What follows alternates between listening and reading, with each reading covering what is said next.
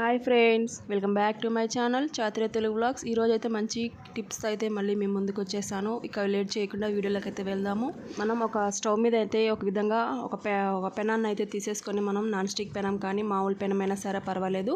ఈ విధంగా తీసుకొని మనము పొయ్యి మీద పెట్టేసిన తర్వాత దీంట్లో 2 స్పూన్లు అయితే పసుపును వేసుకున్న తర్వాత ఈ విధంగా అయితే మనము పసుపును బాగా హీట్ చేసుకోవాలి. మనకి పసుపు కలర్ అనేది చేంజ్ అయ్యేంత వరకు కూడా ఈ విధంగా అయితే మనము హీట్ చేసుకోవాలి. చూడండి, మనము మాడిపోతే మనకి కలర్ చేంజ్ అవుతుంది, చూసారు కదండి. ఆ విధంగా కలర్ వచ్చేంత వరకు అయితే మనకు బ్రౌన్ కలర్ వచ్చేంత వరకు కూడా ఈ విధంగా ఫ్రై చేయాలి. చూడండి, మనము ఈ విధంగా హీట్ చేయటం వల్ల మన ఇంట్లో ఉన్నటువంటి దోమలు కానీ చిన్న చిన్న పురుగులు కానీ అదేవిధంగా మన ఇల్లు అనేది బ్యాడ్ స్మెల్ అనేది వస్తూ ఉంటుంది కదండి. అలాంటివి ఏమీ రాకుండా ఉండడానికైతే ఈ టిప్ చాలా యూస్ఫుల్గా పనిచేస్తుంది. చూడండి, మనం ఈ విధంగా ఈ కలర్ చేంజ్ అయ్యేంత వరకు కూడా మనము ఈ పసుపును అనేది బాగా హీట్ చేసుకోవాలి. చూడండి, ఈ విధంగా హీట్ చేసిన తర్వాత మనము దీని అంతటి కూడా ఒక బౌల్లోకి తీసుకొని మనము కావాల్సినప్పుడు మనమైతే కొంచెం అయితే వాడుకోవడానికి ఈ విధంగా ఒక బాక్స్లో అనేది పెట్టేసుకొని స్టోర్ చేసుకోవచ్చు. అదేవిధంగా ఇప్పుడు మనము దీన్ని ఏ విధంగా ఉపయోగిస్తున్నామో ఇక్కడ చూడండి ఫ్రెండ్స్.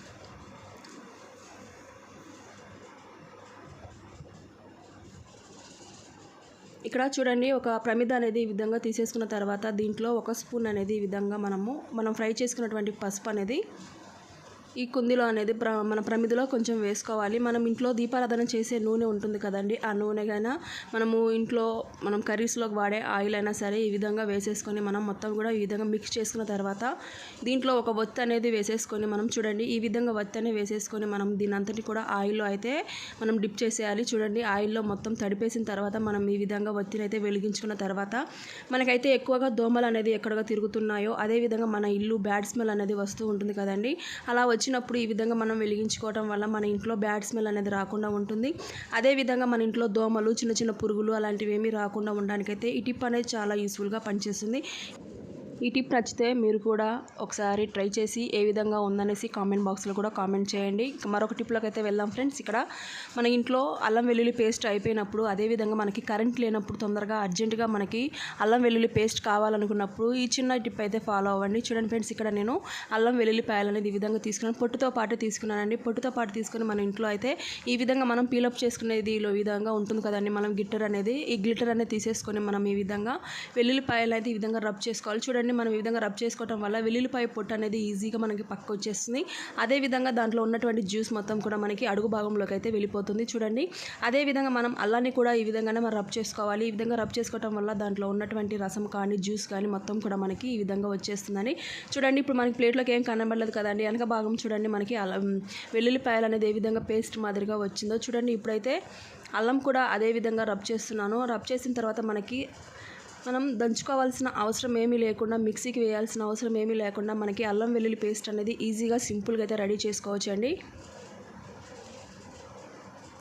చూడండి, మనము ఈ విధంగా అల్లం వెల్లుల్లి పేస్ట్ అనేది చాలా సింపుల్గా అయితే రెడీ చేసుకోవచ్చు. మనం ఏ కర్రీస్లో కావాలనుకున్నా ఈజీగా అయితే మనం ఈ విధంగా రెడీ చేసుకొని మనమైతే కర్రీస్లో కానీ దేంట్లోకైనా సరే మనం ఈ విధంగా అయితే రెడీ చేసుకొని వేసుకోవచ్చు. చూడండి, మనం తక్కువ టైంలోనే ఈజీగా అయితే వేసుకోవచ్చు. కొంతమంది ఇళ్లలో కరెంట్ లేనప్పుడు మిక్సీ లేనప్పుడు అదేవిధంగా మన ఇంట్లో రోలు కూడా లేనప్పుడు ఈ విధంగా అయితే మనకి టిప్ అనేది చాలా యూస్ఫుల్గా పనిచేస్తుంది. ఒకసారి ట్రై చేసి ఏ విధంగా ఉందనేసి కామెంట్ బాక్స్లో అయితే కామెంట్ చేయండి. ఇంతవరకు మన ఛానల్ అయితే సబ్స్క్రైబ్ చేసుకోకపోతే ఈ వీడియో చూసి అయితే నచ్చితే లైక్ చేయండి. అలాగే అదేవిధంగా మీరు ఇచ్చే లైక్ వల్ల వీడియో అనేది మరికొంతమందికి రీచ్ అయ్యే అవకాశం ఉంది కాబట్టి ఒక లైక్ అయితే సపోర్ట్ చేయండి. అదేవిధంగా సబ్స్క్రైబ్ అయితే చేసుకోండి ఫ్రెండ్స్. ఇక మరొక టిప్లోకి అయితే వెళ్దాము. ఇక్కడ నేను ఒక బౌల్ తీసుకొని దాంట్లో 1 స్పూన్ అయితే గోధుమ పిండిని యాడ్ చేసుకుంటున్నానండి. గోధుమ పిండి వేసిన తర్వాత దీంట్లో 1/2 స్పూన్ వరకు అయితే మనం పసుపును కూడా వేసుకున్న తర్వాత దీంట్లో మనం కాగబెట్టి చల్లార్చిన పాలు అనేది ఈ విధంగా కొంచెం తీసుకోవాలి. చూడండి, మనము ఈ విధంగా కొంచెం పాలు అనేది వేసుకుంటూ ఒక పేస్ట్ మాదిరిగా అయితే మనము మిక్స్ చేసుకోవాలి. చూడండి ఫ్రెండ్స్, ఈ విధంగా మనం ఒక పేస్ట్ వచ్చేంతవరకు కూడా ఈ విధంగా అయితే బాగా మిక్స్ చేసుకోవాలి.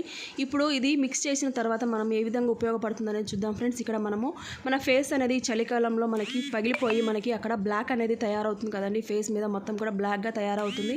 ఫేసే కాదండి, మన హ్యాండ్స్ అయినా సరే ఈ విధంగానే తయారవుతాయి కదండి. అదేవిధంగా మనకు అలా ఉన్నప్పుడు మనము ఈ ప్యాక్ అనేది వేసుకొని మనము కాసేపు తర్వాత చల్లటి వాటర్తో కడిగేసుకుంటే చూడండి, మనకి ఫేస్ అనేది బ్లాక్నెస్ మొత్తం కూడా చాలా ఈజీగా రిమూవ్ అయిపోతుంది.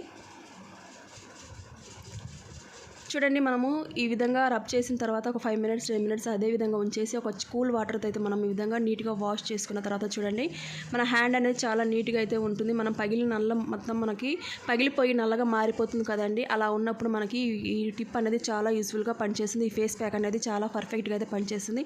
ఒకసారి మీరు కూడా ట్రై చేసి చూడండి. ఇక మరొక టిప్లోకి అయితే వెళ్దాం ఫ్రెండ్స్. ఇక్కడ నేను ఒక ప్యాన్ తీసుకొని స్టవ్ మీద అయితే పెట్టేసుకున్నాను. పెట్టిన తర్వాత ఈ విధంగా ఒక గుప్పెడు బియ్యం అనేది ఈ విధంగా తీసుకున్నానండి. గుప్పెడు బియ్యం తీసుకున్న తర్వాత మన ఇంట్లో అయితే వెల్లుల్లిపాయలు కంపల్సరీగా ఉంటాయి కదండి. ఒక 5-6 వెల్లుల్లిపాయలు అనేది దీంట్లోనే వేసేసుకోవాలి. చూడండి ఈ విధంగా వేసిన తర్వాత మనము ఈ బియ్యాన్ని మొత్తం కూడా మనకి కలర్ చేంజ్ అయ్యేంత వరకు గోల్డ్ కలర్లోకి వచ్చేంత వరకు కూడా మనం ఈ బియ్యాన్ని అయితే ఫ్రై చేసుకోవాలి. చూడండి మనం బాగా అయితే హీట్ చేయాలి బియ్యాన్ని. మనము కలర్ చేంజ్ అయ్యేంత వరకు కూడా మనం ఈ బియ్యాన్ని అయితే హీట్ చేసుకోవాలి. చూడండి ఫ్రెండ్స్, ఈ టిప్ కూడా మనకి చాలా యూస్ఫుల్గా పనిచేస్తుందని. మన ఇంట్లో పెద్దవారు ఉంటారు, చిన్నపిల్లలైనా ఉంటారు, అలాంటి వారికైనా సరే మనకి ఈ టిప్ అనేది చాలా యూస్ఫుల్గా పనిచేస్తుంది. చూడండి మనకి ఈ కలర్ చేంజ్ అయ్యేంత వరకు మనం ఈ విధంగా అయితే బియ్యాన్ని అయితే హీట్ చేసుకోవాలి. ఇప్పుడు ఒక కాటన్ క్లాత్ అనేది తీసేసుకొని మనం కాటన్ క్లాత్లో ఈ బియ్యాన్ని వెల్లుల్లిపాయలను మొత్తం ఈ విధంగా అయితే వేసుకోవాలి. చూడండి ఈ విధంగా వేసిన తర్వాత ఒక మూటలాగా మనము ఈ వేడివేడిగా ఉన్నప్పుడే మనం ఈ విధంగా మూటలాగా కట్టేసుకోవాలి. ఈ విధంగా కట్టేసిన తర్వాత మన ఇంట్లో చిన్నపిల్లలైనా పెద్దవారైనా సరే ఉంటారు కదండి. వాళ్ళకి కాళ్ళు నొప్పులు కానీ మనకి ఈ విధంగా మోచేతుల నొప్పులు కాళ్ళు నొప్పులు అనేవి ఎక్కువగా వస్తూ ఉంటాయి. పిల్లలు దెబ్బలు తగిలినప్పుడు కాళ్ళ నొప్పులు అనేది వస్తూ ఉంటాయి కదండి. అలా వచ్చినప్పుడు మనం ఈ విధంగా హీట్ చేసిన దాన్ని మనము ఎక్కడైతే నొప్పులు వచ్చాయో మనకి నొప్పులు ఉన్నాయో పిల్లలకు కానీ పెద్దవారికి కానీ అక్కడ ఈ విధంగా కాసేపు అయితే మసాజ్ చేసుకోవాలండి. ఈ విధంగా మసాజ్ చేయడం వల్ల మనకి కాళ్ళ నొప్పులు చేతి నొప్పులు ఏవైనా సరే మనకి తొందరగా ఉపశమనం అయితే వస్తుంది. చూడండి ఈ టిప్ అయితే నచ్చితే మీరు కూడా ఒకసారి ట్రై చేసి ఏ విధంగా ఉందనేసి కామెంట్ బాక్స్లో కామెంట్ చేయండి. ఇక మరొక టిప్లోకి అయితే వెళ్దాం ఫ్రెండ్స్. ఇక్కడ మనము పాలు కాగబెట్టుకున్న బౌల్ ఉంటుంది కదండి. ఆ బౌల్లో మనకి అడుగు భాగం ఈ విధంగా అయితే ఉంటుంది కదండి. మనం పాలు తాగిన తర్వాత కానీ మనం పాలు పెరుగు తోడు పెట్టుకున్న తర్వాత మనకి అడుగు భాగం అనేది ఈ విధంగా ఉంటుంది కదండి. ఈ విధంగా ఉన్నప్పుడు దీంట్లో గోధుమ పిండిని అనేది వేసుకొని మనము చపాతీ పిండి కలుపుకోవటం వల్ల మనకి చపాతీలు అనేది మనకి చాలా సాఫ్ట్గానో మృదువుగా వస్తాయి. అదేవిధంగా చపాతీ టేస్ట్ కూడా మనకి చాలా బాగుంటుందండి.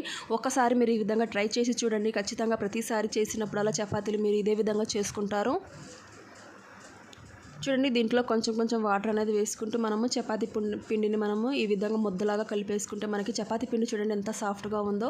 అదేవిధంగా చపాతీలు కూడా మనం చేసుకున్నప్పుడు చాలా సాఫ్ట్గా మృదువుగా అదేవిధంగా మనకి చాలా మెత్తగా కూడా వస్తాయండి. సాఫ్ట్గా కూడా మనకి చపాతీ అనేది చాలా పర్ఫెక్ట్గా అయితే వస్తుంది. చూడండి ఈ విధంగా ఇప్పుడు మనం చపాతీ చేసుకొని చూద్దాం ఏ విధంగా వచ్చిందో. చూడండి ఈ విధంగా అయితే నేను చపాతీ చేసిన తర్వాత కొంచెం ఆయిల్ అనేది వేసుకొని ఈ విధంగా కాల్చుకున్న తర్వాత చూడండి మనకి చపాతీ అనేది పొంగటం కూడా చాలా బాగా పొంగుతుంది.